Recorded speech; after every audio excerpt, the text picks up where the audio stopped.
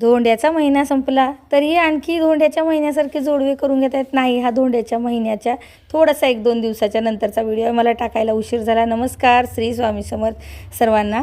तर बघू शकता इथं सोनाराच्या दुकानामध्ये गेलो होतो. असंच आहे का तुमच्याकडे सोनाराचं दुकान? नक्की सांगा. गावाकडे असं बनवतात. तर असं सांगून आईने छानपैकी बनवून घातलेले होते पहिलंच. आता फक्त लेवायला गेली होती. मग तिकडं बाहेर येऊन बोलत होते सोन्या चांदीच्या दुकानामध्ये आणि इकडं आम्ही बाजारामध्ये चाललेले होतो. बघू शकता तुम्ही. तर इथं येऊन आता आम्हाला घ्यायच्या होत्या चपल्या सर्वांना. तर सर्वांना घरात घालायच्याच घ्यायच्या होत्या म्हणून तिथं दुकानात गेलो होतो. तुमच्यासोबत शेअर करावं वाटलं मला. का तर आमच्या गावाकडली कशी पद्धत असते आणि गावाकडं कशी दुकानं असतात. एकदम गावाकडल्या पद्धतीचे, जसं मोठे राहत नाहीत शोरूम, छोटे छोटे दुकाने असतात. आणि इकडं बांगड्याचं दुकान आहे. बांगड्याच्या दुकानामध्ये आई बांगड्या बघून घेतलेली आहे. आंबे, फुलं सर्व काय असतात. मग येते वेळेस विजयनं छानपैकी मिरच्या घेतलेल्या होत्या. ते जे घरी आल्यानंतर सर्वांनी बसून आईने सर्वांना दिली. मग आम्ही सर्वांनी बसून खाल्लेले आहोत. तर तुम्ही असं करता का? बाजारात खाऊ वाटत नाही, गाव असते त्यामुळे इकडे घेऊन आलेले आहोत. अशा आहेत चपल्या.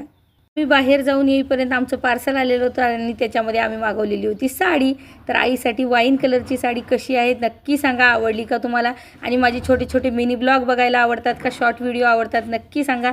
मिनी ब्लॉग आवडत असतील तर मी दररोज एक मिनी ब्लॉग नक्की अपलोड करत जाईन.